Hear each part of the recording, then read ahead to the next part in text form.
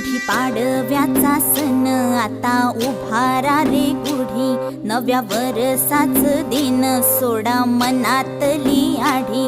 गेलं साली गेली आढी आता